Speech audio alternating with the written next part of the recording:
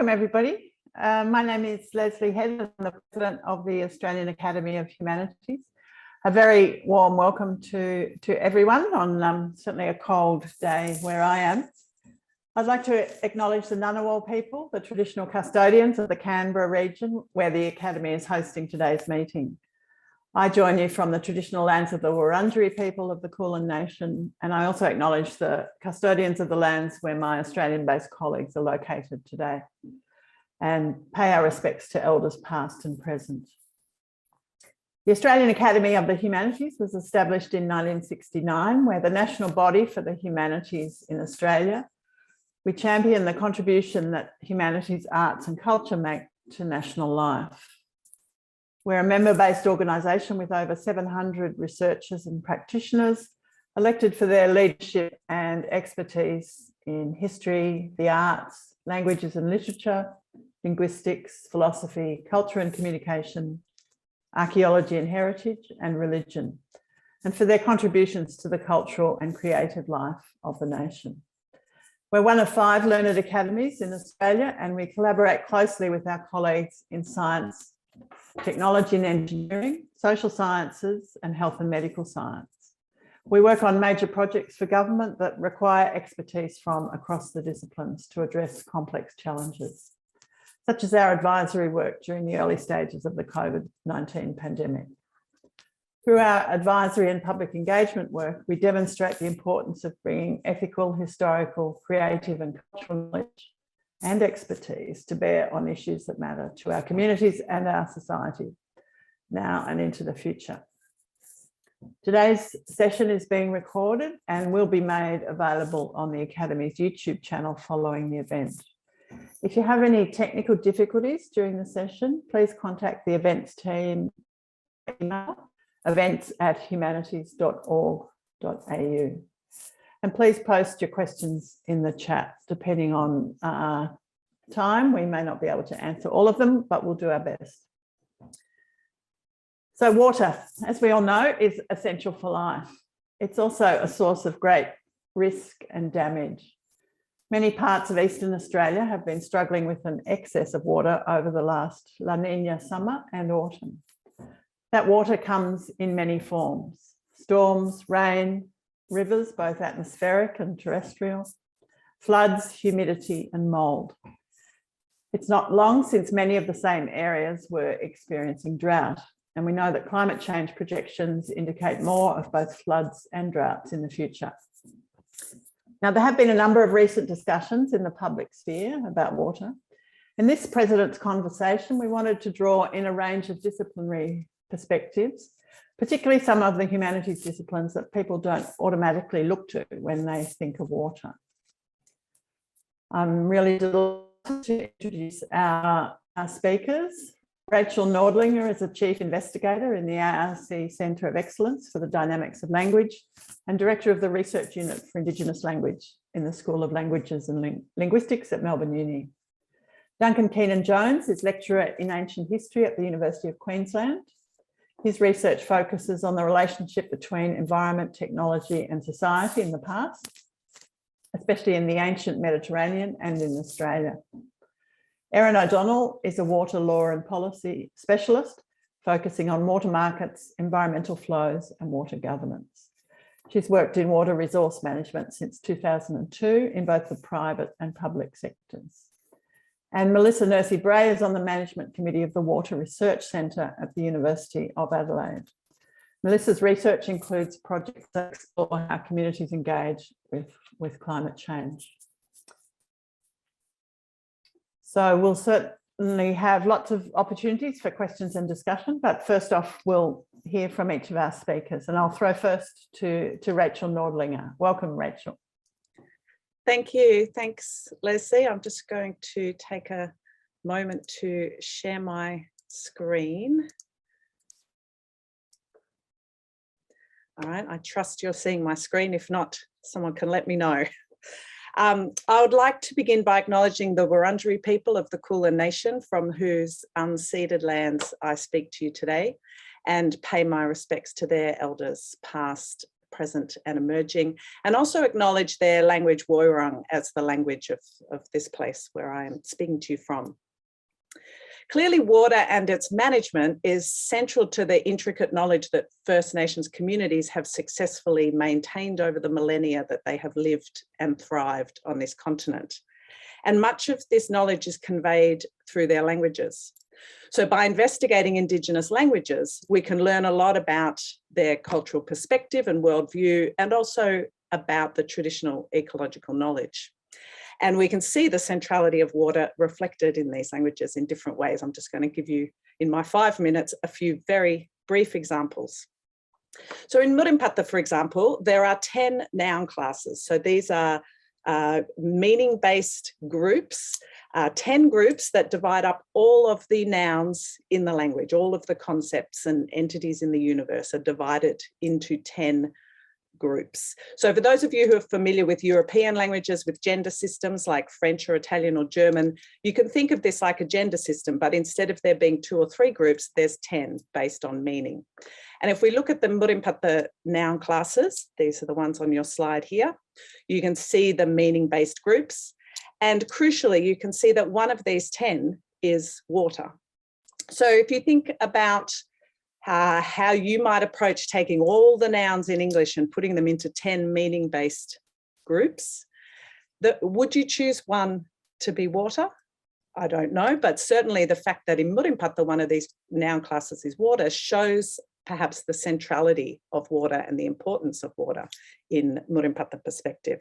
So we have phrases like Kuradelia, which is the word for rain, Kurapata, which is drinking water, Kurangilipin, which is river, Kuralalingin, which is ocean, and so on.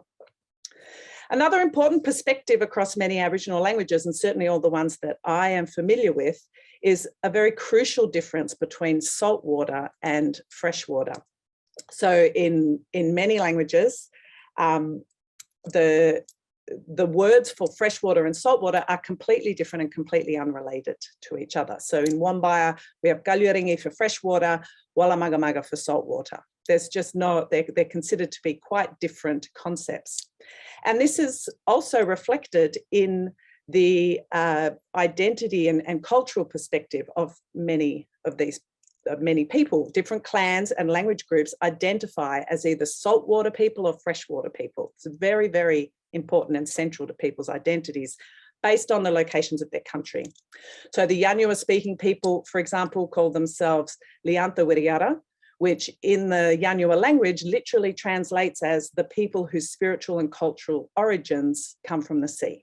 So saltwater people. Another language, Gunwingu, a language from Western Arnhem Land, literally translates in that language as freshwater language. So this is the language spoken by the freshwater people. And a quick glance through the dictionaries of any Indigenous language will reveal detailed knowledge about water and its relationship to the broader environment conveyed through the meanings of different words. So I just pulled out some examples from a language Maung, from the Maung dictionary. And if you look at these words, so awor refers to a wide stretch of water which dries up in the dry season. Atbarak is a waterhole, a permanent waterhole or a well that can be dug out for water. Jidurok is the water that can be extracted from the hump of a paperbark tree, and so on. If you look at what these words mean, clearly in order to speak Maung and to use these words correctly, there's a lot of inherent knowledge about landscape and the environment that you need as well. You can't use these words correctly without knowing everything about the environment that relates to them. There's also knowledge embedded in traditional narratives and stories across the continent, some of which describe sea level changes that have been scientifically established to have happened more than 10,000 years ago, and yet that knowledge is still retained and talked about in stories that are being told today. And I've put a link there to a conversation article about this research. So language and knowledge are intricately connected, and much knowledge can be lost in the translation from one language to another. So while we all perhaps agree that we have much to learn from Indigenous knowledge holders about water and water management in terms of the challenges that we face It's crucial that wherever possible, we learn this through the Indigenous languages themselves if we want to really understand the depth of this knowledge and its connection with the broader ecology. If not, there is an enormous risk that a lot of the precious and valuable knowledge will end up lost in translation. Thank you.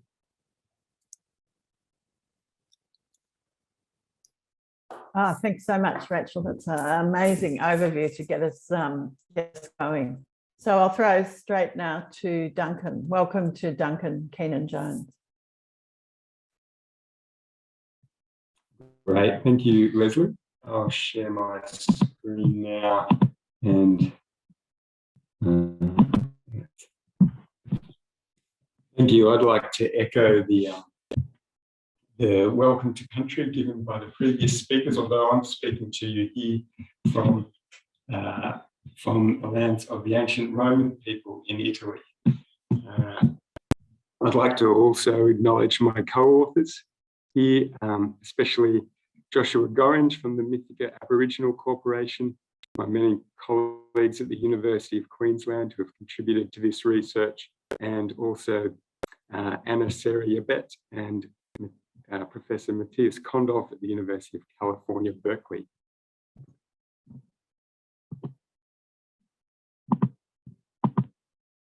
There we are. Okay. I've been working with the Mythica Aboriginal people to investigate water management in the Channel Country of southwest Queensland that you can see here in green. And the Mythica have native title over an area approximately the size of Belgium in this space. This is one of the most extreme manifestations of the El Niño Southern Oscillation in our continent. It receives rainfall itself, this area, from 150 to 400 millimeters per year. But it receives rainfall, especially in La Niña seasons, from the storms that happen further to the north. And the rivers of the area carry the water through this area. So there is essentially a very large difference in flow. Many times there is no flow in these rivers. At times of monsoonal storms or cyclones that come from the north, then there can be large floods tens of kilometres wide on these floodplain areas.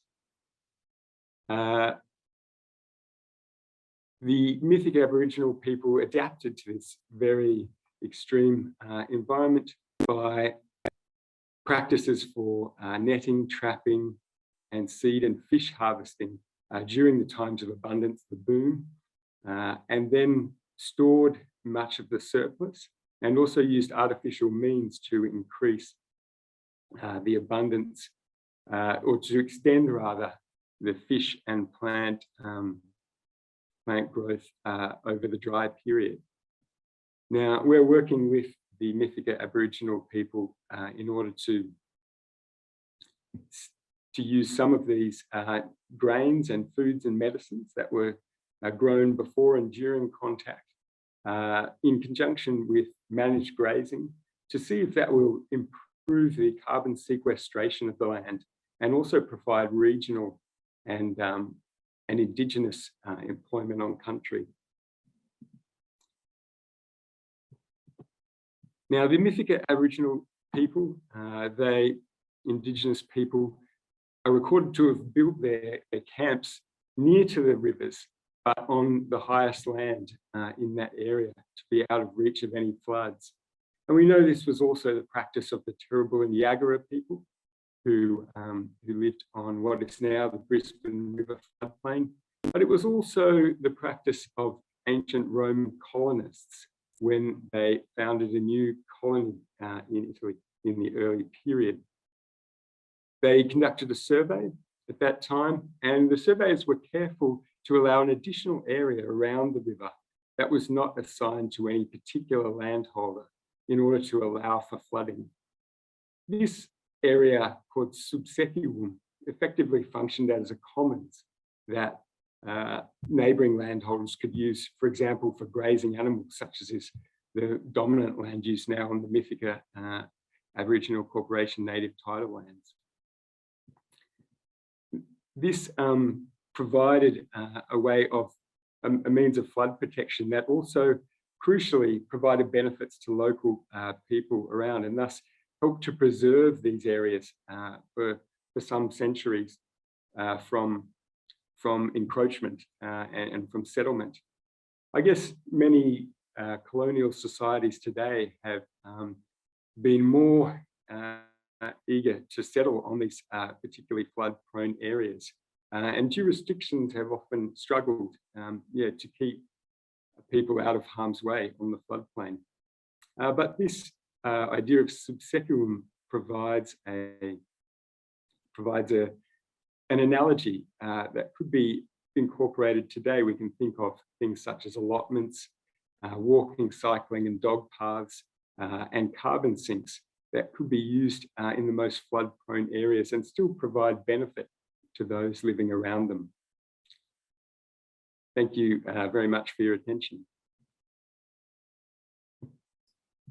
Thanks very much, Duncan, for that interesting comparison. And I should have thanked you particularly for getting up so early in the morning in Italy to join us today. So over to Erin O'Donnell now. Welcome, Erin. Thank you so much for having me here, and it's such a pleasure to join this conversation. I'm also going to start by acknowledging country. I'm coming to you from Wurundjeri Woiwurrung country, and you'll see behind me a river that I have a particular connection to. This is the Birrarung, or the Yarra, that flows through the heart of Melbourne. The river is known to Wurundjeri people as the Birrarung. It is also Australia's first river to be formally recognised by the settler state as a living entity. So this places the Birrarung into a growing pantheon of rivers around the world that are being recognised in this way. So to give you a little bit of context for that, because this is a fairly groundbreaking transition, I think it's important to just step back a smidgen and say, well, what is the role of law in shaping our relationship to water? I think we can see the history of law, certainly in settler colonial societies like Australia, like the US, Canada, Aotearoa, New Zealand, as a site of disconnection and domination, really throughout common law jurisdictions and really Western jurisdictions particularly as well. The law has framed our relationship to water as one of extraction, setting rules around how we extract, but ultimately enabling us to do so. Water is increasingly treated as a commodity. It is separated from land, it is separated from people, it becomes property. It is an object over which we can exert domination. That's how the law has set our relationship up with water. But around the world, people in different countries are challenging that relationship. And so the law is coming to form this opportunity to create a site of repair, a way to reset our relationship with water, with rivers, and with place. So instead of a relationship of transactional convenience, of domination, of exploitation, we can start shifting into a relationship where it becomes an enduring relationship of reciprocity and interdependence. And this idea of how to achieve that within a settler state legal framework is taking shape as the recognition of rivers as legal persons and living entities. Now, these two ideas are very different, and the way that the law is engaging with the concept of rivers as powerful entities or as even living entities at all, it's really important to understand what those differences are. So if you're a legal person, then you have certain rights and powers and duties under the law. One of the specific reasons for recognising nature and the environment and rivers as legal persons is to give them the opportunity to get their interests into court. So it's really setting up a very adversarial relationship between people and rivers.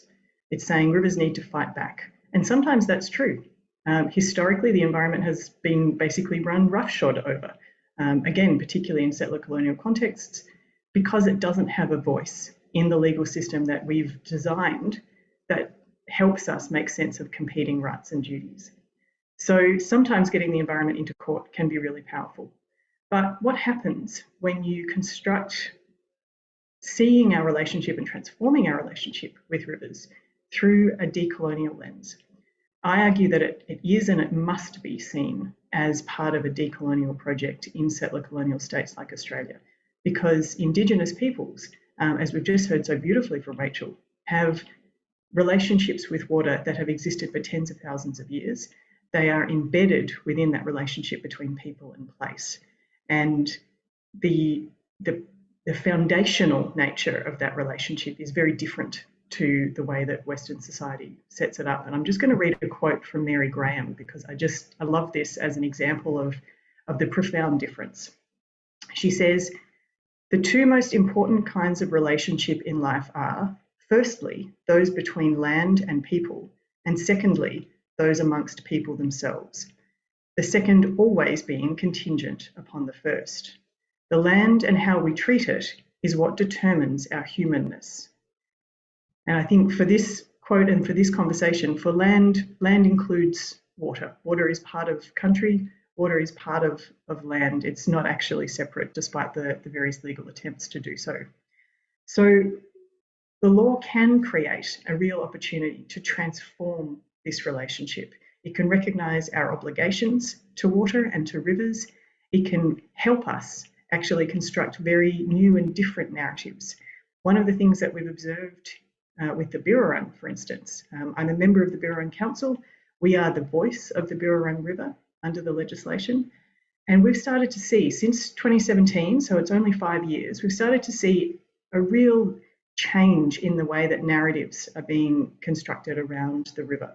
So the river continues to provide 70% of Melbourne's drinking water. It continues to be a locus of disposal. So rubbish flows into it, stormwater flows into it. If you get a rainfall event, you'll get raw sewage flowing into the river. So we continue to exploit and demand things from the river. And that, it's not necessarily changing, but it's starting to track towards a slightly more sustainable outcome. But what we've seen since 2017 is a couple of new narratives emerging. One is, instead of saying, what do we want from the river? We're starting to see people say, well, what do we want for the river? There is now a 50-year community vision for the Birrarung. Wurundjeri people have created their vision, which is called the Ancient Spirit and Law of the Yarra. And these set out our collective understanding and vision for what we want for the river. And once you internalise the idea that the river is a living entity, and the legislation actually sets this out, the Birrarung is now a living and integrated natural entity, you can start to see, well, maybe there's a third narrative here, one of collaboration. How do we get there? How do we get to our vision in partnership with the river? And the river becomes a collaborator, an agent in its own right, and a partner with human beings in co-creating the kind of future that we want. So big ideas, big opportunities to reset, and some really big differences that come through when we emphasise, on the one hand, the relationship with a living entity, or on the other hand, an enduring adversarial relationship with an entity that maybe has the power to start fighting back. And I'll leave it there. Thanks very much, Erin. Terrific thoughts there. And over to you, Melissa Nursey-Bray in Adelaide. Thank you. I'd like to acknowledge the Boandic people on whose unceded lands I'm here today, which is in fact in Mount Gambier. But I actually live and would like to acknowledge also the Kaurna people where I live in Adelaide. And I'd like to acknowledge the elders past, present and emerging. So water, it's actually been on my mind at the moment as I'm undertaking a risk assessment for South East Queensland Water in Brisbane regarding how to document and understand climate impacts on their water systems. And it reminds me of the way that risk management prioritises how science quantifies and measures water, the way that water is reduced to its physical properties and sites, how it's understood as something to be accessed, tenured and bordered, how it's dominated by discussions of quality, quantity, rights and costs. Yet water is much more than this, and in any case, as Ritvo notes, technocratic approaches to water issues are essential but not sufficient. Understanding perception also matters. The blue gaze of the humanities matters. Despite all the science, we still need to educate and engage the public on water, which is largely the area that I work in. Not just in and of itself, but as a trope by which to illuminate other wicked problems and other cultural understandings of water. Good communications and engagement lead to good policy, and they are essential to managing risk. Now, what can the humanities offer in this context? They can open up the marine sciences. Rachel Carson, who wrote extensively about the sea, was inspired by art and literature, and people across the world know the sea through the arts and the humanities. And we shouldn't underestimate the power this has. In the context of global crises today, humanities disciplines offer visual evocations of futures with hopes and display empathy to the human condition, too often erased by science, and yet which acts as the harbinger that promotes people's understanding of their place and their place within it. So there's a need for more interdisciplinary accounts of water, where the physics of atmosphere meet cultural and social dimensions. I just wanted to discuss a few contexts that I think illuminate these possibilities. And I wanted to start with the use of art as a form and poetry as a form of engagement. In the Fab Five project that I'm actually in Mount Gambier for today, doing school presentations, the Fab Five are 5 charismatic marine species: the sea eagle, giant cuttlefish, sea lions, southern right whales, and sharks. And in the Fab Five project, we use these 5 charismatic species and we deploy them as tour guides, the Sharons of the marine underworld, to introduce and engage publics about the values of marine protected areas. Art and poetry are deployed in workshops that ask communities to pay attention to other dimensions of water, there and its poetics, its fluidity, its beauty, and the rich interconnectedness of marine ecologies, which are the loci of sea country. And then asking young people to envision their own waterscapes through art, guided by the Fab Five, or by writing a poem, the ability to reimagine or just imagine blue futures in a less reductionist way is afforded and provoked.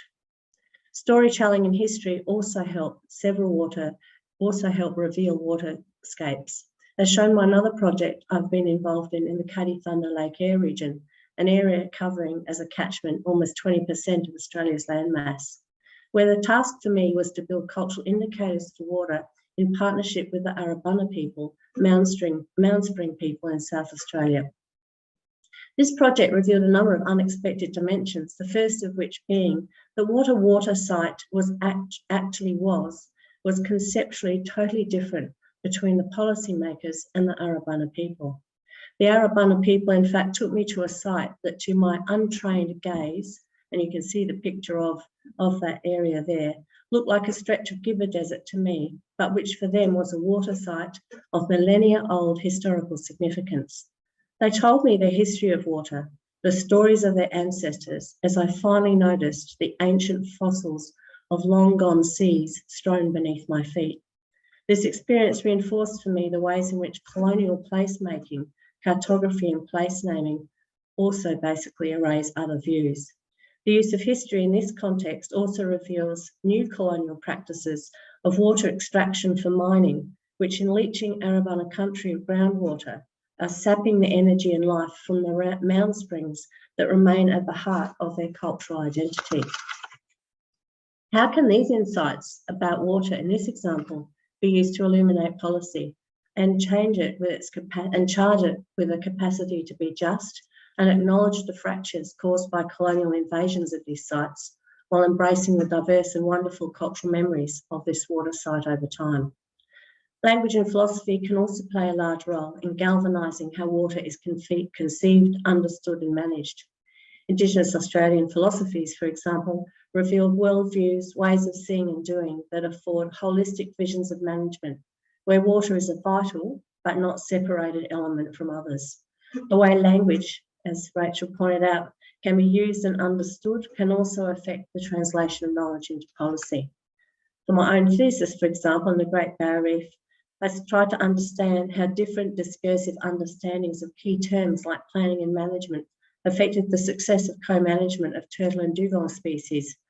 For the Gulga Yimithirr people that I worked with, co-management meant a focus on cultural survival, whereas for the Great Barrier Reef managers, biodiversity management was the emphasis. Understanding the ways in which different linguistic understandings of the same terms in this case created cultural conflict also enabled both parties to work more productively with each other. In the Northern Territory, the Yolngu people use the term gama, loosely translated as the pooling of salt and fresh water, to conceptually realise the idea of pooling of knowledge, people and perspectives in ways that create new knowledges and the possibilities of coexistence in policy. And that's a large element of the work I'm doing at the moment, is how knowledges can work together.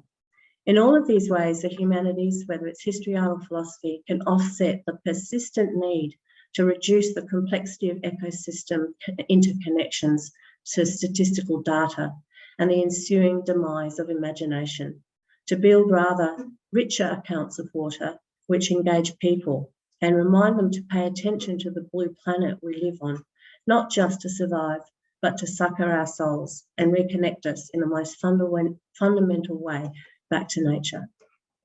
Thank you. Thanks very much, Melissa, and thanks everyone for keeping well to time. We've got some good time for discussion. So obviously lots of common threads there in terms of the role of narratives and concepts, language and tropes and stories, and we might come back to explore some of those threads that connect the speakers. But I'm going to start by throwing an individual question to each speaker. And I'll start with Rachel. So Rachel, you've got huge experience in learning from Indigenous languages across the continent and the worldviews. I wonder if you've had a chance to reflect against that experience about what we can understand from English speakers about how they view water now. Can you turn your linguistic gaze onto English for us? Well, I think that's complicated for a number of reasons. For a start, there's millions and millions and millions of English speakers living in all very different parts of the world and with lots of different sorts of knowledge. So, you know, an English speaker who is an expert in geology is going to have a very different perspective on things than an English speaker who's an expert in something else, for example. But I think just trying to sort of think of the broad picture topics, like I just was illustrating from Indigenous languages, I don't think we have clear examples where we would say there are things in the English language that illustrate a centrality of water to the people, or a sort of seeing water and land as sort of central. I think it's a bit like what Erin was saying, that more in the language we see English speakers seeing themselves as perhaps disconnected, perhaps more from land and water. It's something we can use and govern, but perhaps not something that's a central part of us in the same way that we find in the Indigenous languages and cultures. So even just things like how I was talking about how different communities really strongly identify as saltwater people or freshwater people, and that really strong distinction between those things. I don't think we see that reflected in English in the same way in terms of how water relates to people's identities and worldviews, perhaps. But I'm not an expert in English. Yeah, sorry to throw that to you. And if there's anyone in the audience who happens to have researched this in English, we'd love to hear from you in a few minutes. So on to Duncan there. Thanks, Rachel. So Duncan, I was taken with this subsecavum that you discussed, the concept of the commons in ancient Roman times, where there was a protection of the floodplain. Can you tell us a bit about, you know, what methods were used to maintain this as a commons? Was it all coercive control, top down? Were there legal frameworks? What kind of, how was it governed? Yeah, so thanks, that's a great question. And essentially the controls initially were legal frameworks. That's right, it was held, no one person had tenure over that particular land. But interestingly, the system broke down over time in the same way, in that perhaps conditioned by long usage of the land, that neighbouring landholders eventually effectively seized the land for themselves in a physical way and built structures on there and prevented access to others to that area. And then a legal battle ensued where initially the local government tried to gain control back of that land, particularly once they had been started to be taxed by the imperial government for it. And so then this large legal battle ensued, and we only have particular case studies where we know exactly what happened, but it seems that in some particular cases, there's one famous case on the Adriatic coast of Italy where the entire floodplain had been classed as subsequum, and it was eventually, perhaps that was too large an area in some ways, and eventually that was taken by neighbouring landholders. But then large floods continued, and we have records of legal suits that were brought against the local government for not protecting them from the floods in the same way, even after the land had been taken. So there was quite a complex and, yeah, in some ways contradictory legal battle over these subsequia areas. And I think this also provides an interesting analogy with how attempts today to limit the development of the floodplain can also break down.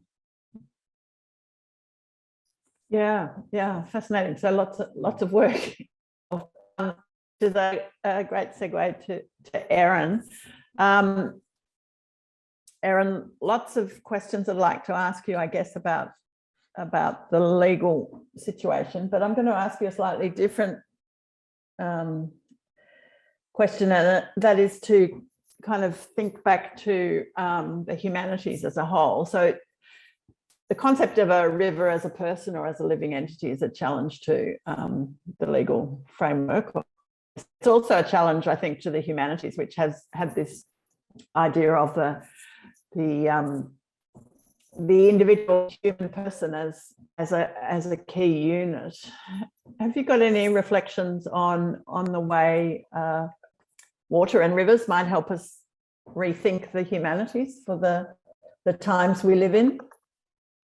Yeah, thanks, Leslie. I think this is a really profound question that is troubling a lot of people as they try and figure out what is humanity's place in the world around us. Are we in fact separate? We are clearly agents with the ability to control and take actions in ways, and to plan actions perhaps in ways that other elements of our environment do very differently. And this is certainly this idea of the atomized individual, the human being as the unit around, or the fulcrum around which basically the whole world then can revolve, because we are the agent and each person then becomes their own agent.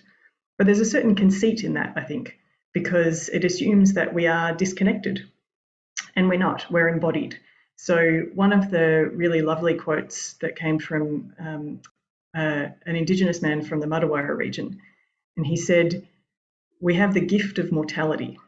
And that was a really profound challenge to the way that I have come to think about, death and immortality. And I think a lot of Western cultures, we are chasing the idea of immortality as the ultimate gift. And so to think about it in terms of what is the gift of mortality? And the gift of mortality is being embodied. It's recognizing your physical interconnection with the world around you. And so that reminder that we are all occupying space and place, and we are all in relation with the world around us, I think then sets up this question, well, what does it mean to be in good relations with the world around us? What is it? How do we frame that question? What do we do to bring ourselves into good relations with the world? This is, it is a profound challenge for the law, because the law definitely hinges on the idea of a legal person, so that it often reduces the concept of a person into that very atomized individual with specific rights and duties. But the origins of the thinking that underpin that come from white, middle to upper class, cis, able-bodied men who who were able to think of themselves in that way because they erased all of the web of interconnections around them that actually made that possible. If you're thinking about, some of these early scholars and early legal scholars, early philosophers, they were surrounded by housekeepers and staff, and they were part of a university community often, but they could convince themselves that it was just them, it was just their noble mind operating in isolation from everything else. So I think the more we acknowledge our embodied nature and the more that we see ourselves as interconnected, it does show, I think, the fallacy of that conceit of seeing us as atomized individuals. Thanks. Some great thoughts there. So Melissa, you've spent a lot of your time working with scientists in a range of cross-disciplinary, interdisciplinary projects. Have you noticed any shift in the way scientists think about water over recent years? Are they becoming, the people you work with, are they becoming more open to the diversity of cross-cultural ways of thinking about water, do you think? I think they are, but I think it's a slow process. I mean, one of the things that was evident in the Goiter project I did was that this scientific idea that you can standardise everything. So one of the things they wanted to develop was a set of indicators, scientific, environmental, economic, social, cultural indicators, and they wanted a template. And one of the things I gave them was not a template. And I said, you can't have a template. There are many more countries in the Cuddy Thunder Lake Air region than just the Arabana. So we can develop cultural indicators for the Arabana people, and we can give you a process by which you can go and work with another group to develop another set, but you can't have the template. And I've noticed this in a few other contexts, like in the Spencer Gulf project, asked again to develop social indicators. I've just been asked to be part of a blue carbon project to develop environmental and cultural accounts. And in every time I've had to say you can't standardise things, but that doesn't make them invalid. So I'm trying to understand this or promote this idea of how you articulate diversity and difference, but in ways where they speak productively to each other, that you don't have to, for example, snuggle in some cultural indicators under the scientific indicators, because that's really pretty colonised anyway. It's again prioritising the Western knowledge system, snuggling Indigenous knowledge underneath it, to say how can we work on building bridges between those different cultural understandings of, say, a body of water, and how science and other things can work together as equals, I guess. But so there's parity and equity built into how things are understood. And I think that's the main issue. Scientists that I've worked with in these groups, they think an interdisciplinary project is often about building sameness across disciplines, whereas I think having the diversity is actually okay, and it's not that frightening, but it is quite a cultural leap in the Western knowledge paradigms. Thanks, Melissa. So before we throw to audience questions, we're going to get the panelists to ask one another a few questions or raise some points of conversation. So the wider audience, please start throwing your questions into the chat, but I'll get Duncan to ask his question of Erin, please. Thanks. Yeah, thank you for your presentation, Erin. I found that very interesting. I think something that has come up really in all the presentations is the extent to which the colonising process itself, the moving to a new area and taking control of that area, provides a kind of disconnect with the environment, in that the mobility in that, it's obviously got profound impacts for those who are in the colonised areas, but it also has profound impacts for those who are colonising it the same way. And we've seen kind of the linguistic disconnect in English from the environment. We've seen a lack of flood awareness by kind of recent settlers who aren't familiar with the particular dynamics of a new flood area. And it's obviously got profound legal implications too. We've also seen the standardization that Melissa was just talking about, in that you take something and you can move it to many different areas that are all perceived to be the same, I guess. But so I was just thinking from the legal point of view, obviously our legal system is rooted in that idea as well. And yeah, how do you go about decolonizing the legal system when it's so strongly supportive and rooted in colonization, I guess? Yeah, thanks, Duncan. So that's just a small question. No biggie, I'll be able to throw out a really good answer to that. So I think, yeah, at a number of different levels there, in terms of the legal system's replication and participation in colonisation, it often comes back to questions of assumed authority.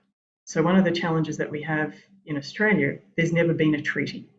The legal system in Australia has never made peace with the idea that Australia is a legally pluralist jurisdiction, that there are multiple legal jurisdictions in any given location. So the idea of, we've all heard of terra nullius, and the idea that when the British arrived, they decided that it was going to be easiest if they just assumed that the land belonged to no one, which not only erased the frontier wars and the reality of what the ugly, violent, brutal process of colonisation and displacement, but remained embedded and undermining the legitimacy of Australian legal systems. So when you look at the legal systems that deal with water, this legitimacy flaw is at the heart of them as well. So in every state in Australia, there is a Water Act of some kind. One of the first sections in that Water Act will be to say that water vests in the Crown, and the right to use and control the flow of water vests in the Crown. That is aqua nullius, which is a term coined by Virginia Marshall. It's that continued assumption that the Crown somehow had the authority to take on that power, and that power underpins every single thing, every other element of the legal framework for managing water. So failing to acknowledge that leaves us with a really big legitimacy gap that the law has not yet grappled with. I think your question raised other really interesting points around connection and the way that the law then operates to disconnect people through that colonial system. And I think to pick up on Melissa's points around sameness, it is, and even like some of the ideas that Rachel was talking about in terms of the specificity of language, this creates challenges when we try and think about, well, how do we decolonise the legal framework to recognise the way that Aboriginal nations govern water? The Birrarung legislation is a really good example of how to do that in a very small way, in that it is place-based legislation. It is legislation that actually sits within the kind of scale that makes sense from a nation governance perspective. So Wurundjeri Woiwurrung people, the majority of the Birrarung flows through Wurundjeri Woiwurrung country, and it makes sense to think about a specific piece of legislation that speaks to place. But that is not how the Western legal system operates. In the same way that we know that science uses the same term for osprey, regardless of which country you are in around the world, they're all the same species of osprey. Indigenous peoples will have specific names, and it's the same with legislation. So one of the pieces of pushback that has occurred since the Birrarung legislation passed the Victorian Parliament was, what would it look like if other rivers started receiving this kind of status? And how do you do this in a way that doesn't fracture the sort of uniformity of the settler state legal system? And I leave it as an open question about whether that fracturing and diversification is actually maybe a good thing in some respects. It certainly comes with an expediency cost. So that question of how do you make legislation that is at the appropriate scale, both for decolonising, but also for recognising the relationship between people and place, which happens at a local scale. It's really tricky. Thanks, Erin. Can you ask your question to Melissa? I certainly can. Melissa, there was so much in your presentation that I've been furiously writing down to go away and keep thinking about. And I wanted to come back to the idea of empathy, and particularly the role of the arts in creating a space for empathy and enabling people to come together and see diversity rather than reductionism. And also, I think, even within ourselves, to recognise that we might hold multiple ways of understanding the world or of framing a problem. And that if you get into that adversarial trade-off situation, then you can get stuck in one way of thinking that I think leaves oftentimes cognitive dissonance and a sense of unreality starting to populate policy conversations. So I guess I'm really wanting to explore a bit more with you about how the arts can create more space for empathy, both with ourselves, with others, and more space for that diversity of ideas. Yeah, thanks for that, Erin. Yeah, I think one of the things I'm really interested about is that I think that art and visual means of engagement can really break through some of what are multiple barriers at the moment in terms of how people are conceiving and thinking about big issues like climate change or, you know, biodiversity loss, and then related to that, how different people's perspectives might basically fertilise or, you know, provide a way to make other types of knowledge and conversations bloom. And so I've been looking at how art particularly can do that, because I think art is something that's very individual, but it's also something that can almost replace, not exactly, but it can replace that. It can provoke a similar kind of feeling that you get when you are in an absolutely amazing piece of country and you just go, there is nothing better than sitting on this land or seeing this view, that sense that I'm sure we all have of, you know, that spiritual, you know, and art can do that. And so I think it can show people that there are other worlds, like I'm trying to do with the Fab Five. You know, you can't even see underwater, right? But this is a way of creating that conceptualization and building that imagination and creating that feeling in your heart. So it's empathy for other cultural appreciations of the world, but I also think it's empathy. I mean, like looking towards nature and going, there are living entities, that the river is a living entity, not just a river that you use.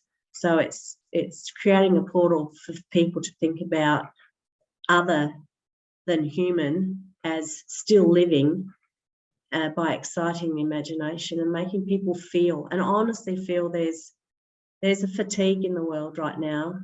You know, there's a fatigue and a grief and people are tired, whether it's COVID or whatever.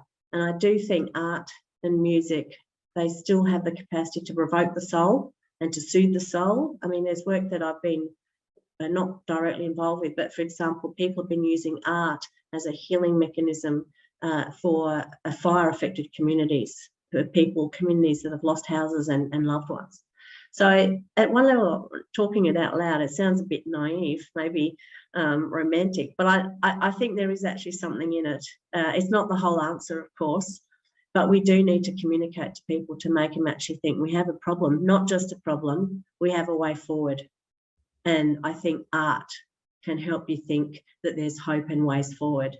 And, you know, if we can't have hope and we don't do things, then we're pretty stuffed. So I reckon anything that brings us together as a community, and I think the arts and humanities offer that opportunity to coalesce people and perspectives in beautiful ways.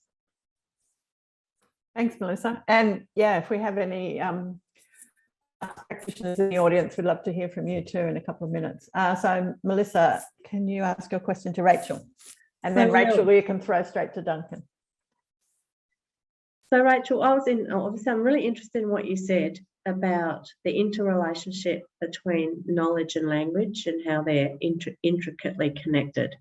And one of the things that I've discovered a lot working in the context of First Nations people's experience of climate change and biodiversity is that a lot of policymakers, whether it's the IPCC or the IPBES, have come and they've said, look, you know, Indigenous knowledge is fantastic. We need to use it and it needs to help us adapt to change and save the planet.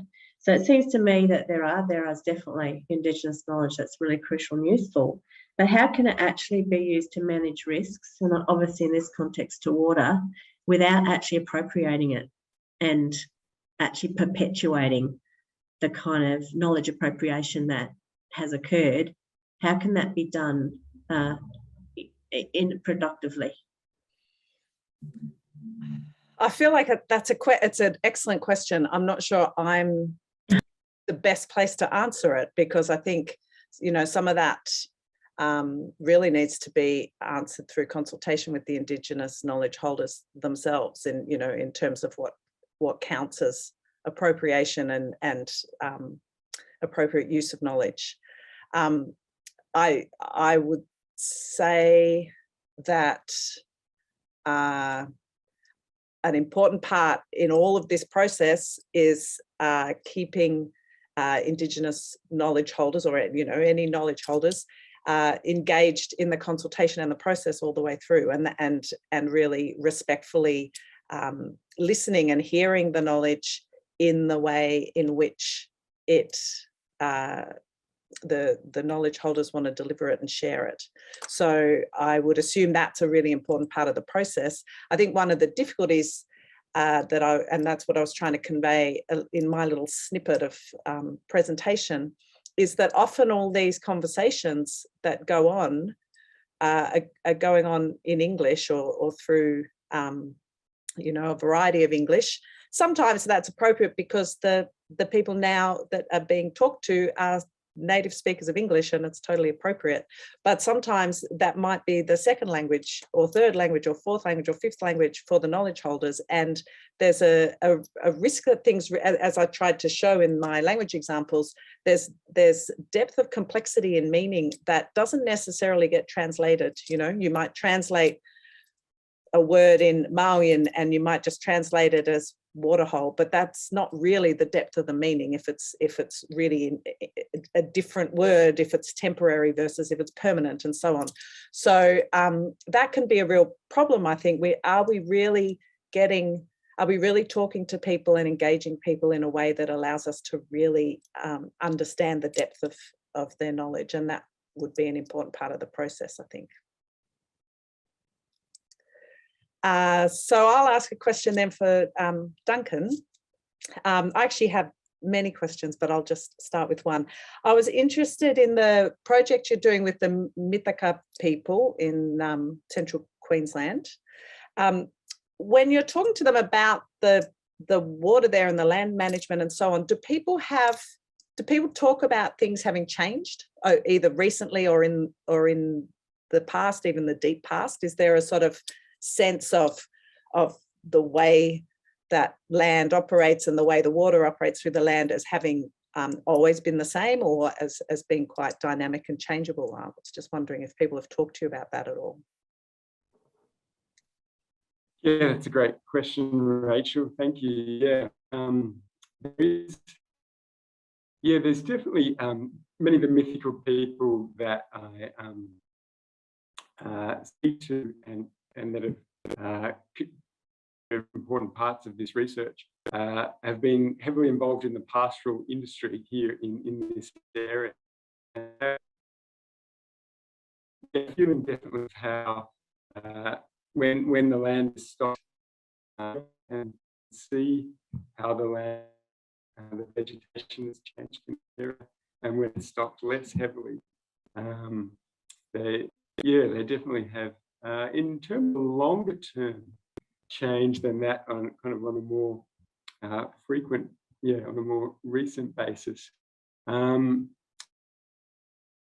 haven't heard a lot of discussion of how it has changed. I mean, one of the great things about this area and the Katatande Basin that Melissa was mentioning is that it's one of the last really unregulated desert systems in the world, and so it's suffered less, I guess, at the hands of us during colonization, I guess. So there is more of a similarity, in a lack of change in terms of the ways that this boom and bust still occurs as it has done for such a long time, and this gives a similar potential for an abundance and storage of foodstuffs in that way. Thanks, Duncan. You were breaking up there. I don't know if that was you or me, but so All right, let's go on to some questions and discussions with the audience. And before we do that, I do want to acknowledge that we've got 4 speakers here today who are researchers who, as we've heard, have different kinds of collaboration with Indigenous communities, but we don't have the direct Indigenous voice here today, and that's a limitation of our discussion. We did try to do that, but we weren't able to get a speaker. So I do want to acknowledge that we can see that as a limitation. On the other hand, we've got some great overviews and perspectives here. And as Rachel said, none of these collaborators are trying to speak on behalf of Indigenous communities themselves. So our first audience question goes to you, Rachel. How do Indigenous languages describe what we would call floods, drought, and water scarcity? And what does that tell us about how they perceive these issues? Yeah, good question. As I sit here trying to think about it, I can think, certainly the languages I know all have words for flood. They're usually just, a standalone word as it is in English, I guess, like flood in and of itself doesn't necessarily relate to water. You need to understand the meaning of the word to know that it's related to water. And certainly all the Indigenous languages that I know all have ways of talking about flood.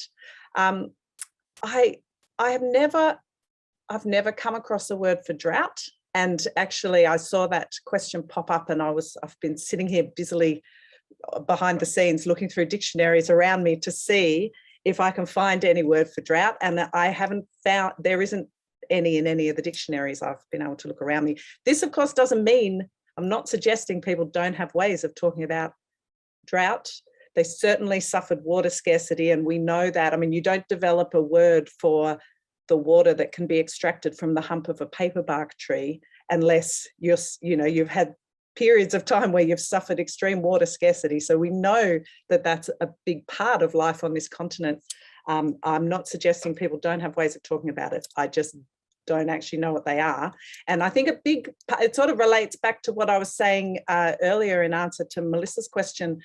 I think actually a big part of perhaps the problem, or a big part of the work ahead of us, is that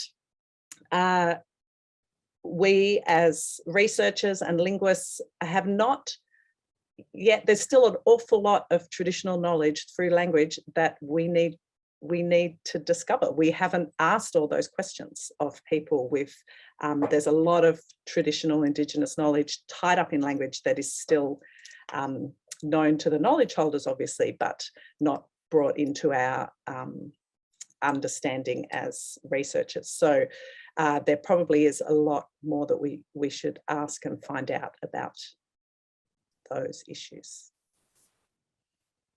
Thanks, Rachel. And of course, drought is a very contested concept in English as well. And lots of people have written about the different ways of understanding drought within a Eurocentric framing as well.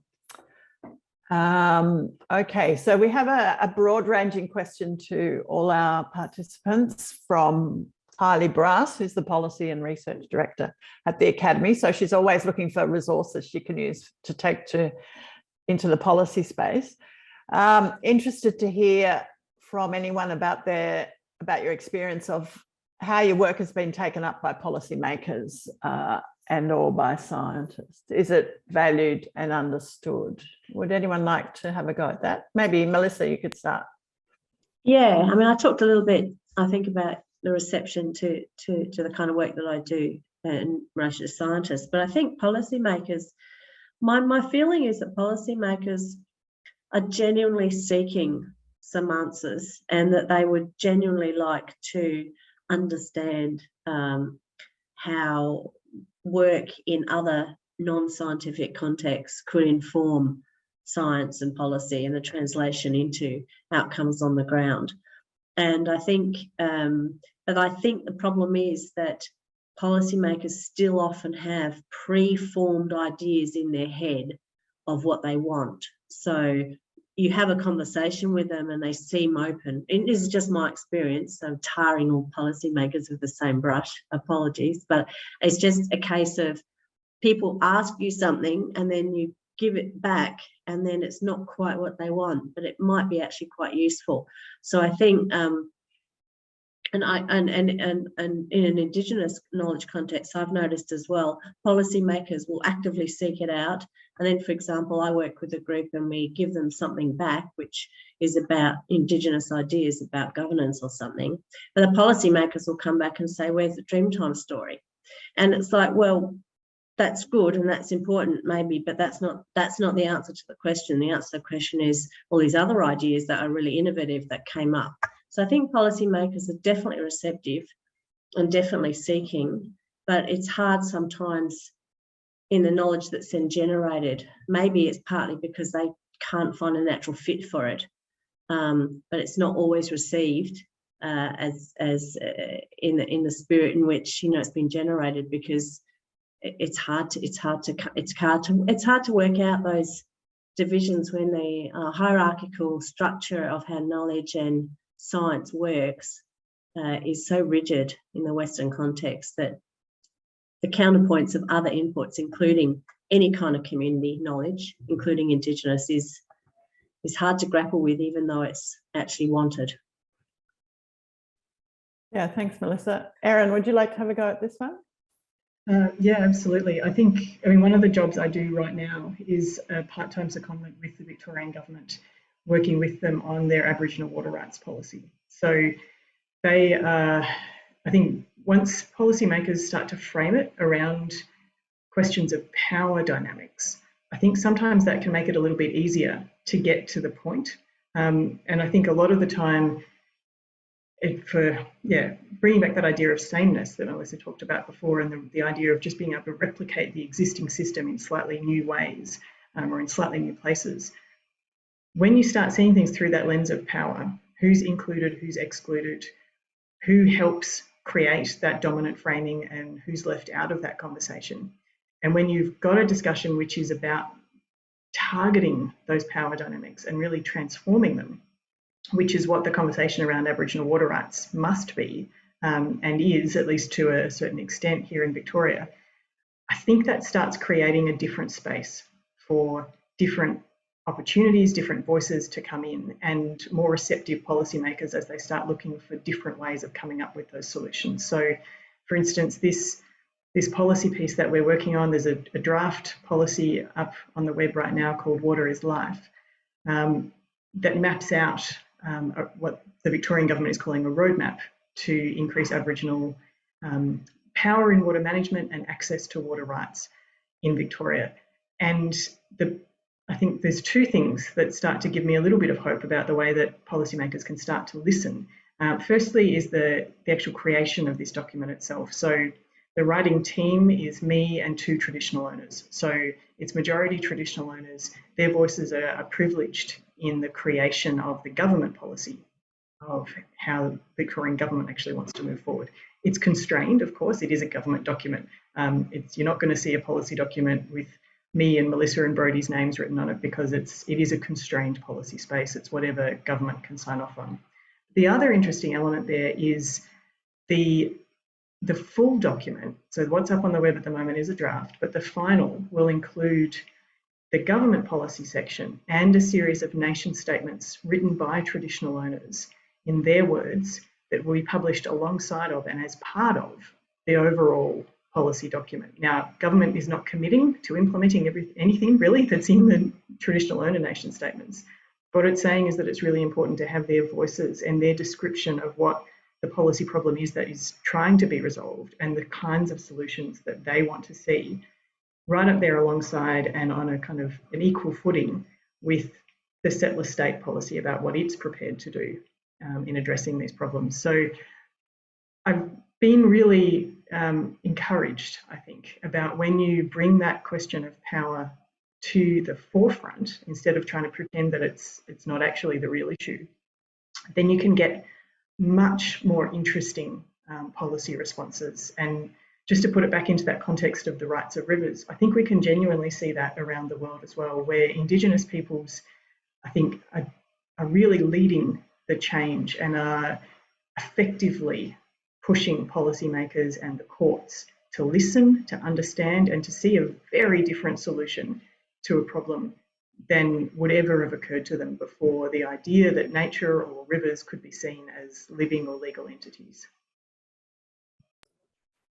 Yeah, that's a really interesting counterpoint to often the cliche we hear is we need to take the politics out of this and depoliticize these policy debates rather than articulating all the power dynamics that are right there in front of us. Okay, Rachel, we've got another question for you about, well, anyone else can jump in, but sorry, I've just lost it. Whether there are gender characteristics overlaid in the language examples you've used. Was the language and therefore knowledge, responsibility, authority gendered, and did it also speak to space and place? Interesting. I don't think in the examples I used, at least not that I'm aware, I'm not aware of gender playing a role. The language examples I used are very much ordinary, everyday language in all of those languages I talked about.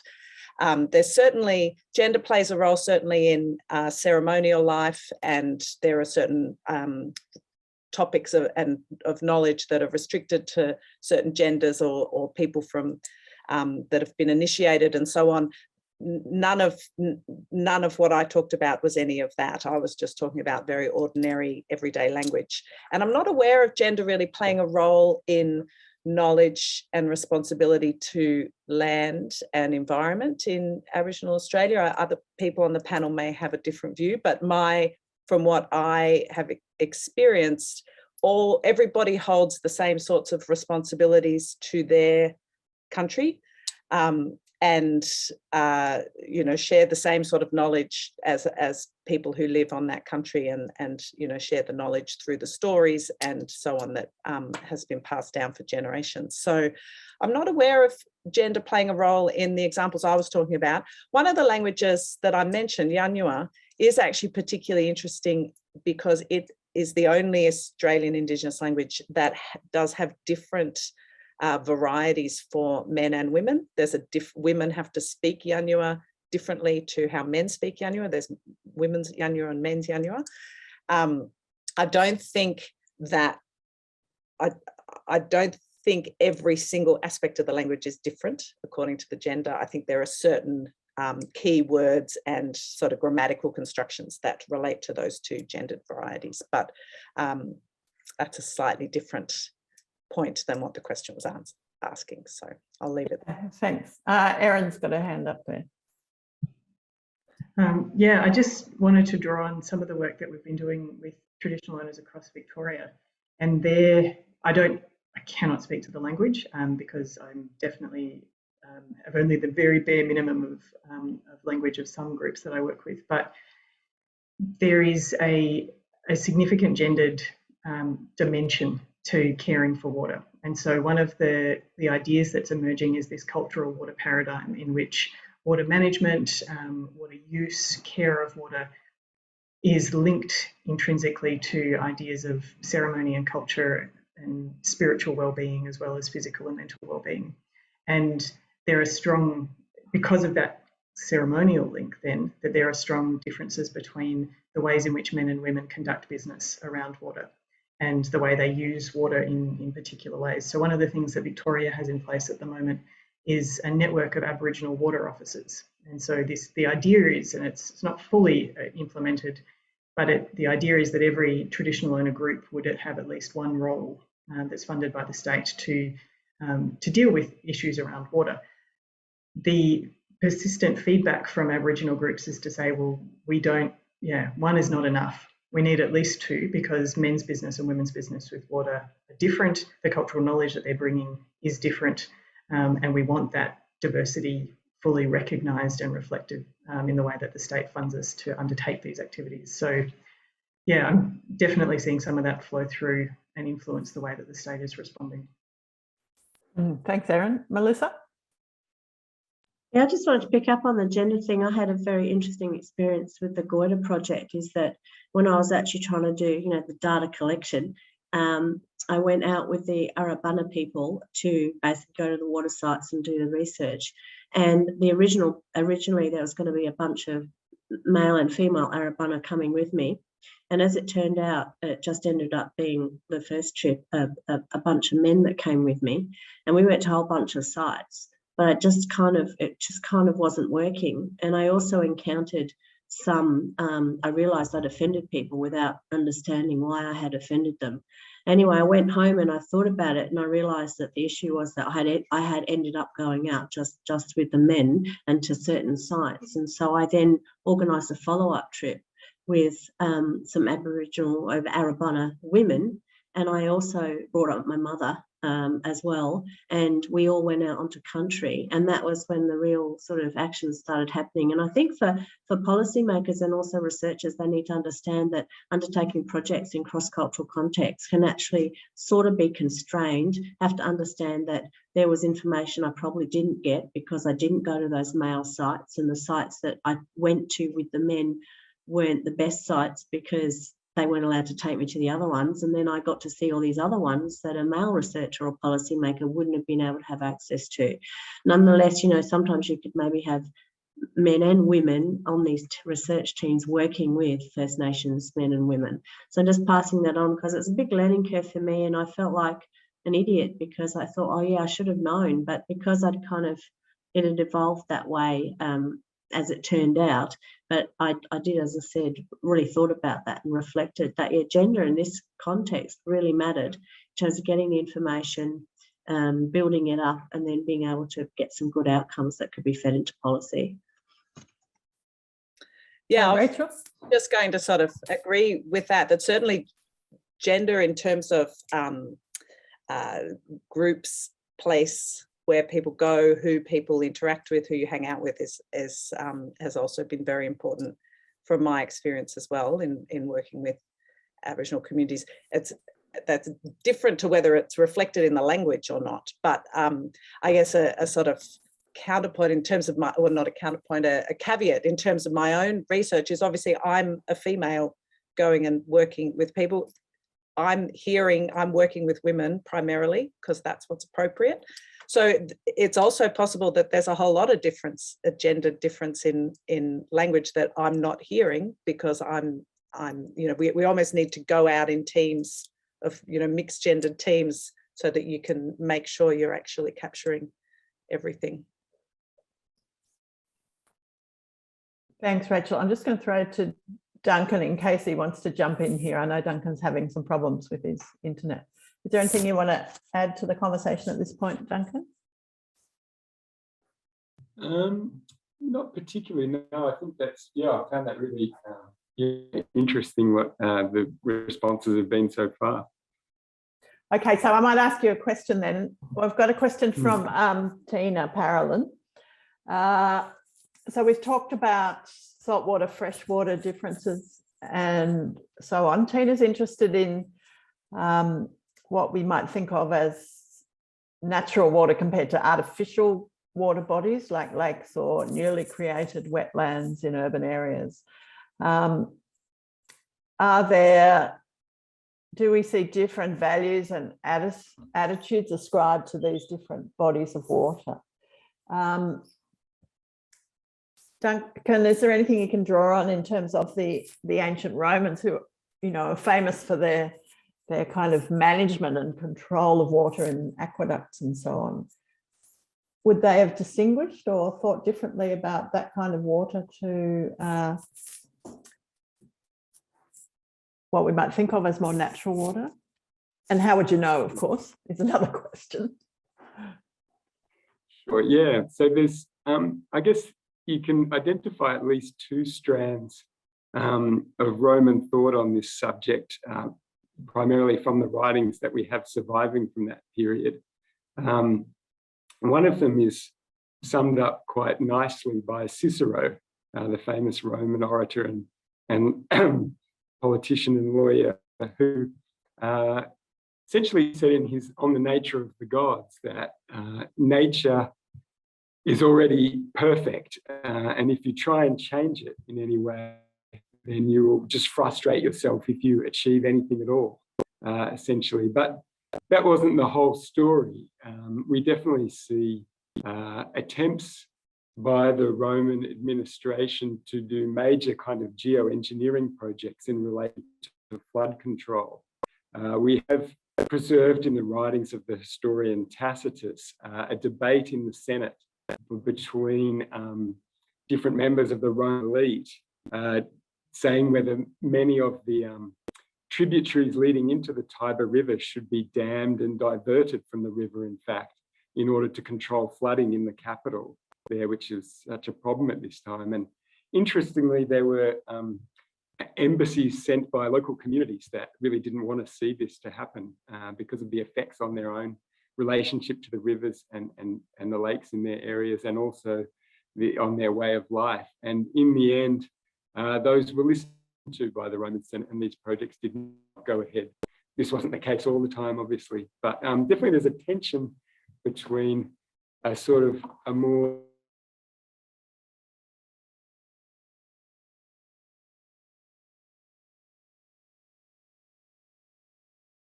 also this much more kind of modern and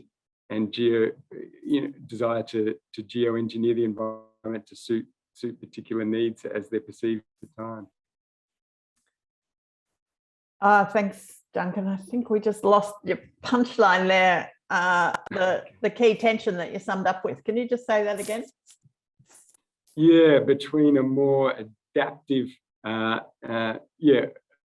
a desire to adapt to the natural environment that they found themselves in, compared to a much more modern or modernist desire, maybe prefiguring modernism, to geoengineer their environment to their particular desires at the time. Great, thank you. Thanks so much. Just time for one last question. So this one's from John Lone, and I think it's going to throw to you, Erin. Increasingly, pastoral farmers are starting to respect the life of rivers for the health of their farms, e.g. by fencing to protect rivers from stock. Does this afford opportunities to take forward this understanding of rivers as legal entities? So yeah, that's a really great question on a number of different levels, I think. On the one hand, in Victoria at least, and in many other jurisdictions, river banks are often Crown land. So they often don't belong to the landholder, they're leased from the Crown. So fencing these rivers is a really important step to take, I think, to acknowledge the nature of that relationship between people and the river, and to recognise that you don't actually have the right to exploit it in perhaps the same way or the way that the state has allowed. That also links into the question of the rights of Indigenous peoples, because their access to Crown land and their rights over Crown land are often quite different. But it also, to me, starts getting at the interdependence issue. So I think one of the really exciting things that has happened with the Birrarung, and so I was not involved in the process leading up to the legislation. I became a Birrarung Council member in 2018, which was over a year after the legislation passed. I kept waiting for the other shoe to drop. I kept waiting for the backlash. I kept waiting for people to reject the apparent naivete of recognising the river as this living entity. It hasn't happened, and I'm not saying that there are people out there who reject it. They probably are, but we haven't seen the widespread reaction to it. And I think that shows you the opportunities that this creates to move away from those binary trade-off conversations where environmental protection comes at a loss to someone else, and to say, well, actually, if we are all in relations and we are all interdependent, the health of the river depends on us, we depend on the health of the river, then I think it genuinely does create a space for people to come together and say, let's move forward together, let's walk with the river and recognise our reciprocal obligations. And just on that question of fencing off rivers and even farm dams, there's a great article in the ABC today that talks about farm dams as a source of methane. And so fencing off those dams, enabling native vegetation to return, improved water quality, can actually cut those methane emissions in half. So we see again this interconnected sense of better land stewardship is ultimately better for all of us, and recognising rivers and the landscape as a living entity that we are dependent upon and that we owe obligations to and we're in a relationship with can be a pathway. Oh, thanks, Erin. So many wonderful ideas in this discussion that I'd like to follow up on, and no doubt the audience as well have things they want to explore further. Just to let you know that each of our authors will be providing links to some of their work that we'll put on the website together with the recording of this conversation. So it's time to wrap up, and I want to really very warmly thank all our speakers and our audience for being part of this discussion. Just to mention a couple of upcoming events.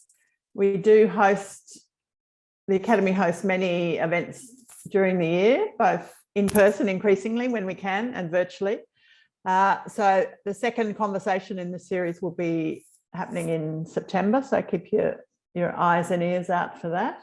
And also our annual symposium this year is on the theme of citizenship, diaspora and belonging. That will be the 17th and 18th of November in Ballarat. So please visit the Academy's website to look at for the details of that. We'd love you to join us. Thanks very much to everyone, and to the speakers, to our audience and our fabulous tech team in the background. Thanks for looking after us. See you all soon. Bye.